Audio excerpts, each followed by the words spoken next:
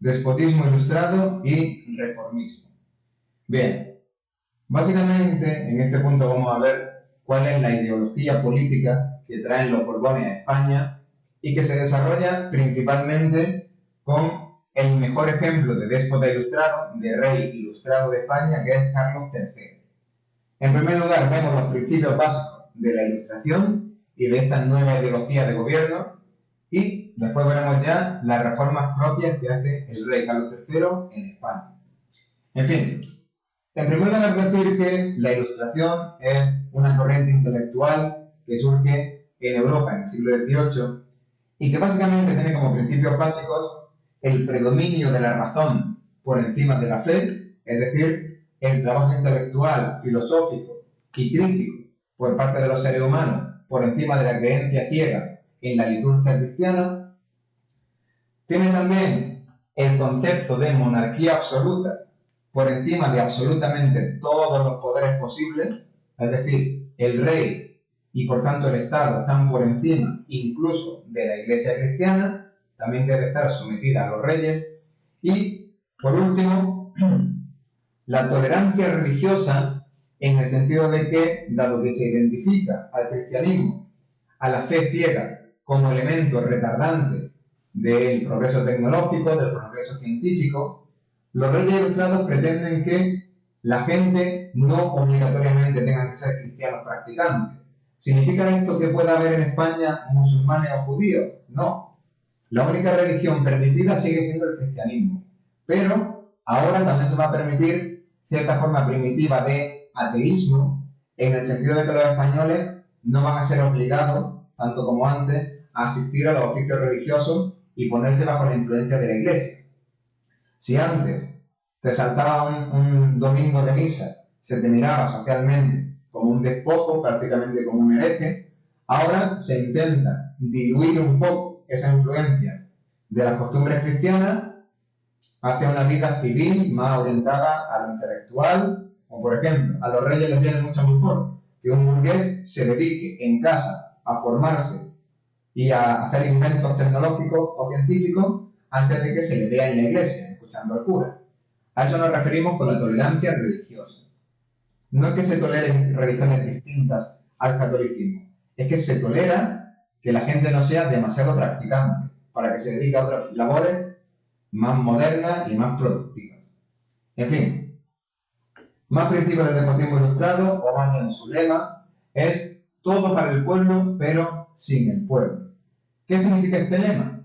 Simplemente una visión paternalista de la sociedad, en la cual el rey es un padre bueno que sabe lo que es mejor para su pueblo. El pueblo sería como un permanente menor de edad que no tiene derecho a nada ni criterio propio y por tanto no se le va a preguntar su opinión sin el pueblo, pero sí que el rey, por este cariz intelectual de ahora, de hombre formado, de hombre comprensivo y sensible, va a tener que preocuparse por mejorar las condiciones de vida del pueblo. ¿Qué significa esto? Que Carlos III, por ejemplo, en ningún caso va a escuchar para nada la opinión de sus ciudadanos, pero sí que va a asumir una serie de reformas dirigidas a mejorar las condiciones de vida de sus súbditos. No porque se las merezcan, como ciudadanos con derechos, sino porque el rey, en su infinita gracia, se los concede. Esto sobre todo serán reformas de tipo estético, como hacer alumbrado en las calles, llevar agua potable a través de fuentes a casi todas las plazas para que haya agua limpia disponible. Este tipo de cuestiones estéticas que es verdad que poquito a poco mejorarán las condiciones de vida del pueblo en su conjunto, sin alterar para nada la estructura social, por supuesto. ¿Qué más? Educación estatal y alfabetización. El analfabetismo en la sociedad española del siglo XVIII alcanzaba cotas de entre el 80 y el 90%, lo cual es una auténtica salvajada. Evidentemente, un país en el que incluso su élite social es analfabeta no puede desarrollarse ni científica ni tecnológicamente. Para intentar luchar contra este atraso perenne de España en el panorama internacional, cultural sobre todo, se intenta cierta alfabetización. ¿Cómo se hace esto?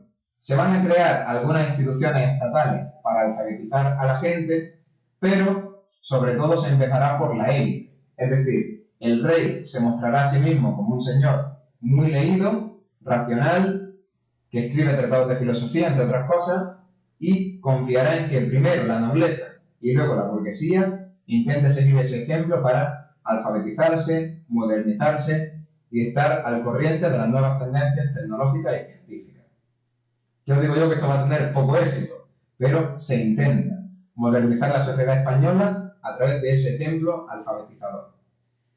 Y en conclusión, el despotismo ilustrado no es ni mucho menos una ideología revolucionaria que quiera cambiar el sistema social, ni la pirámide estamental, ni nada parecido.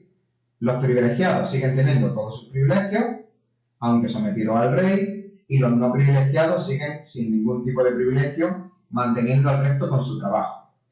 Solo es una ideología que introduce unas mínimas mejoras en las condiciones de vida del pueblo, con esta visión paternalista de el Estado es el padre bueno que castiga o cuida de su hijo y los hijos simplemente son menores de edad permanentes de los que hay que cuidar, como si fuesen mascotas. Y solo se intenta que, como innovación, que la aristocracia, que la burguesía se intelectualice un pelín, que dejen ese papel tradicional como militares y como básicamente gente que se pasea por su señorío pegando tiros y montando a caballo y viviendo de la renta, y ahora empiezan a servir de ejemplo para el resto de la sociedad en el panorama cultural, intelectual, científico y técnico. Estos serían los principios del despotismo ilustrado. Estos principios que han tenido un éxito bastante grande, por ejemplo, en Francia o en Italia, se intentarán aplicar en España en la segunda mitad del siglo XVIII por parte de Carlos III y evidentemente no tendrán demasiado éxito, porque la sociedad española es muy particular y muy arcaica en la época. Bien, Carlos III llegará a España en 1759. Alcanzará el trono después de la muerte sin herederos de su hermano Fernando VI. Será, por tanto, el tercer hijo de Felipe V, que es rey de España. Bien, antes de pasar a su llegada y lo que hace, primero decir que el reformismo de Carlos III y su idea de gobierno es la de un Estado cada vez más centralizado. Es decir, el Estado centralizado en la capital, que es Madrid, y todo el gobierno centralizado en la cabeza del rey. El rey es un rey absoluto, que va a intentar controlar absolutamente todos los pormenores de su reinado, incluido, por supuesto, a la Iglesia Católica.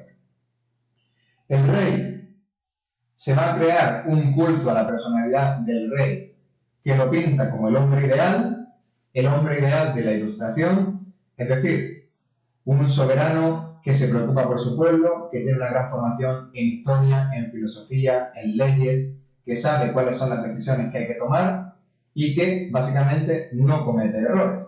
Es un rey por derecho divino que tiene en sus manos el poder absoluto y por tanto puede controlar absolutamente todo dentro de su reinado y además no va a cometer errores. Es el hombre ideal. Ahora con la Ilustración, un hombre que usa la razón por encima de cualquier otro instinto del ser humano.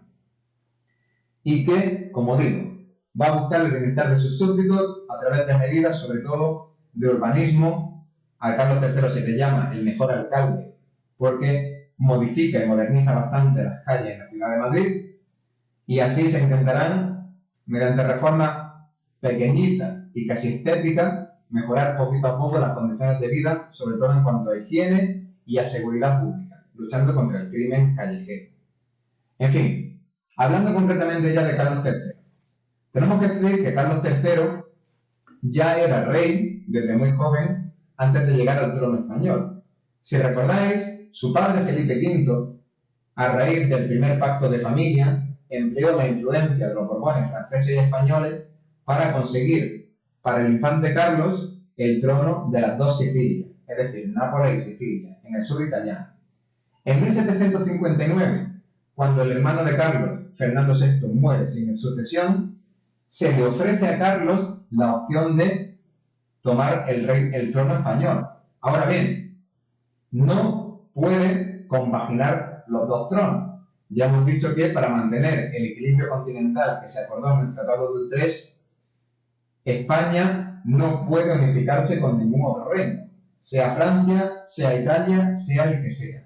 Por tanto, las potencias reunidas, Francia, Inglaterra, Austria principalmente, ofrecen a Carlos que efectivamente suceda a su hermano en el trono español, pero a cambio tiene que renunciar al trono de las dos Sicilias, donde llevaba 20 años reinando. Carlos no se lo piensa y efectivamente renuncia. Renuncia al trono italiano y se viene a España. Evidentemente el trono italiano es un reino de tercera categoría, mientras que España sigue siendo un reino con un imperio enorme a nivel colonial. Por lo tanto, Carlos no tiene ningún problema en renunciar a Italia y venir a España en 1759. Bien, problemas. Carlos III llega a España, es un déspota ilustrado y en Italia ha hecho muchísimas medidas de reforma que han modernizado la sociedad italiana. El tema es, este señor llega aquí, no habla ni una palabra de español, porque se fue muy jovencito a ocupar el trono italiano, o chapurrea, como mucho, lo ha olvidado. Y segundo, no tiene ni idea de cómo funciona a nivel profundo la sociedad y la realidad española. Por tanto, su idea es simplemente todas esas medidas modernizadoras que en Italia han funcionado, las aplico tal cual en España. Viene rodeado de ministros italianos como él, que tampoco conocen la realidad social de España y se ponen en la labor de modernizar España de golpe. Evidentemente, un país tan arcaico, tan ultracatólico y tan tradicional como España no va a reaccionar bien a estos intentos de modernización de los Borbones. El motín de Squillace va a ser el mayor ejemplo de reacción defensiva del pueblo y la Iglesia española contra las modernizaciones de Carlos III. Básicamente, el motín de Squillace estalla en 1766 cuando el ministro Schillaci, que es el nombre italiano de verdad de Squillace, intenta, para luchar contra el crimen callejero en las calles de Madrid, prohibir la vestimenta urbana típica del Reino de Castilla, que consistía en un sombrero de ala ancha que por la noche ocultaba el rostro y unas vestimentas con una capa muy larga hasta los pies que evidentemente permitían ocultar dentro cualquier tipo de arma. ¿Cómo se intenta luchar contra el crimen? Se intenta prohibir esa vestimenta y se intenta poner puntos de luz a través de farolas de aceite en los sitios más oscuros o más dados al crimen de las calles de Madrid. Pues bien, el pueblo castellano reacciona de una forma muy negativa, completamente negativa, a que venga un señor italiano a cambiarnos nuestra forma de vida.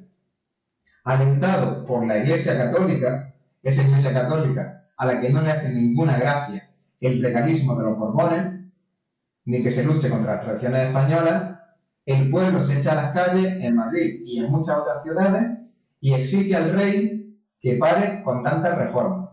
Que estas reformas modernizadoras para convertir España en Italia no pueden aplicarse.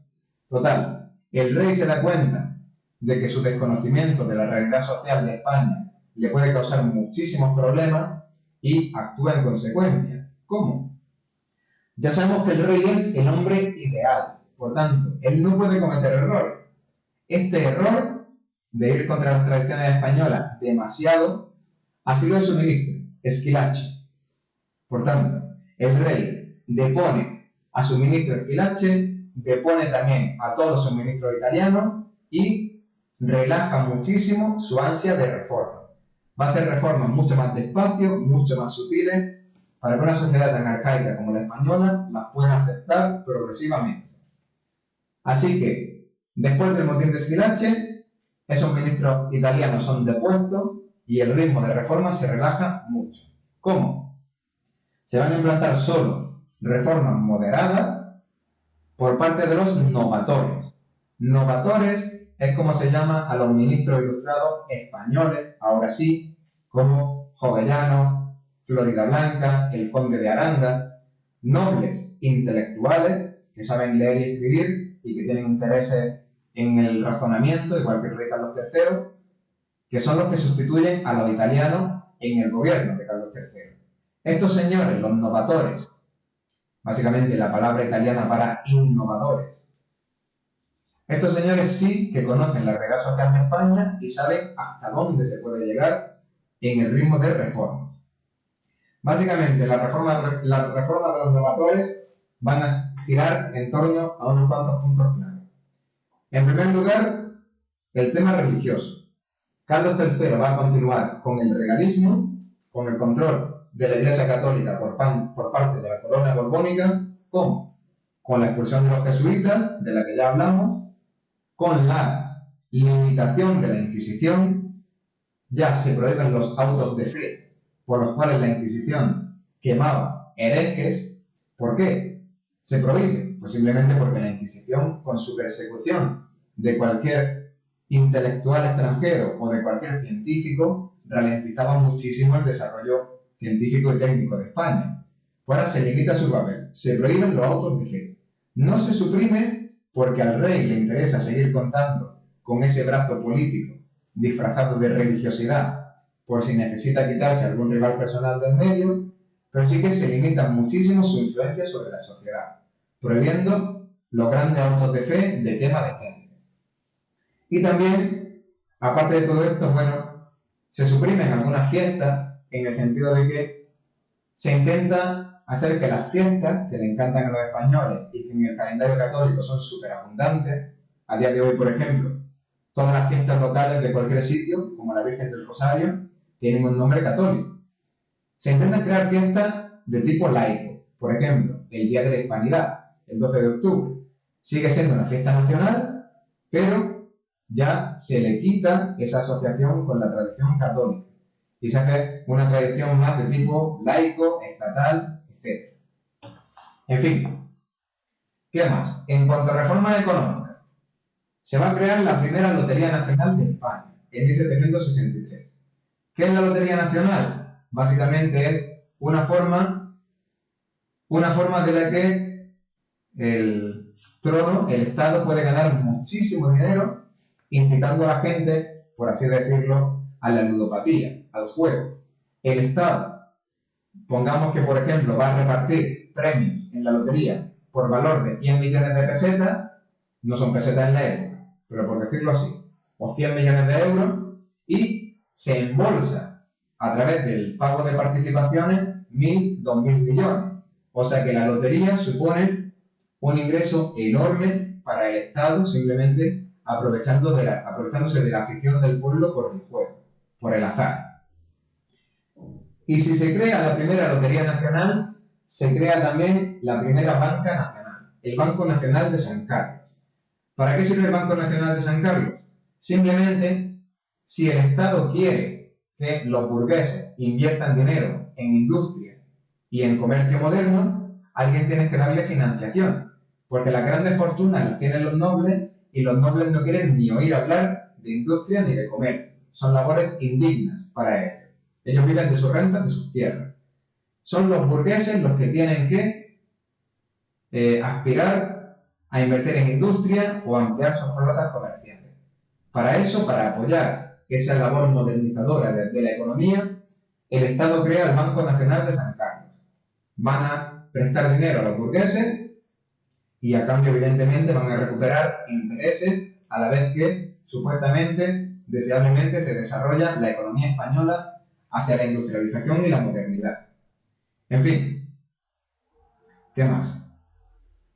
En cuanto a reformas militares, básicamente, continúan con el tema del servicio militar obligatorio y se moderniza el ejército reorganizando distintas armas.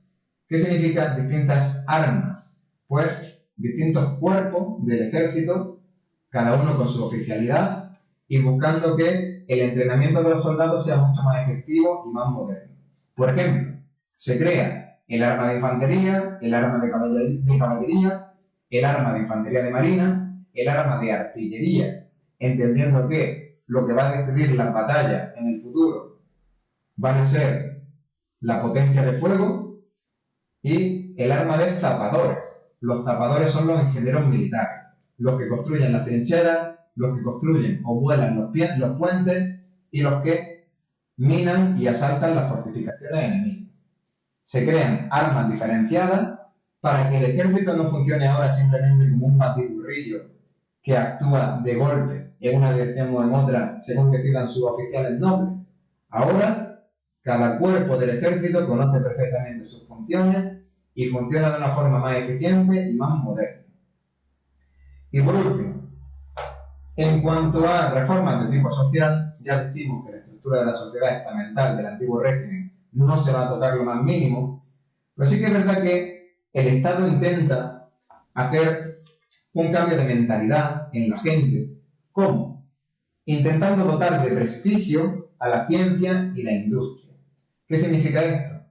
Tanto la ciencia y la industria habían sido siempre en España dedicaciones a las que se miraba con muchísimo escepticismo. Quien se dedica a la ciencia probablemente es un hereje, así de sencillo, y su destino sea arder en la hoguera. Y quien se dedica a la industria, pues simplemente es un advenedizo, un burgués que no tiene capacidad de comprar tierra para vivir como un noble y por eso se dedica a comprar y vender. La ciencia, el comercio, la educación, la industria, eran actividades socialmente muy mal conceptuadas, relacionadas con la gente que no tenía posibilidad de ascender al prestigio real, que era el de los nobles. Pues ahora desde la corona se intenta dar ejemplo para intentar convencer a los nobles de que realmente la industria y el comercio son labores dignas y que por favor inviertan sus grandes fortunas de terratenientes en desarrollarlas para que el país crezca y la economía se modernice. Ya os digo yo que esto no tendrá ni el más mínimo impacto. Los nobles seguirán con su modelo productivo de grandes extensiones de tierra y vivir de la renta, y por eso España siempre irá a nivel industrial 100 años por detrás de países como Inglaterra y Francia. En fin, con todo esto, la idea del despotismo ilustrado y las reformas de Carlos III, la conclusión es sencilla. Básicamente, si alguna de estas reformas toca a un grupo privilegiado, toca de verdad los privilegios de los privilegiados, que son sobre todo la alta nobleza. Si molesta a la alta nobleza y a quien tiene el poder político aparte del rey, se frena inmediatamente. Inmediatamente esas transformaciones que intentan ser profundas para cambiar y modernizar un país arcaico quedan automáticamente frenadas, si molesta a quien no debe, sobre todo a la gran nobleza.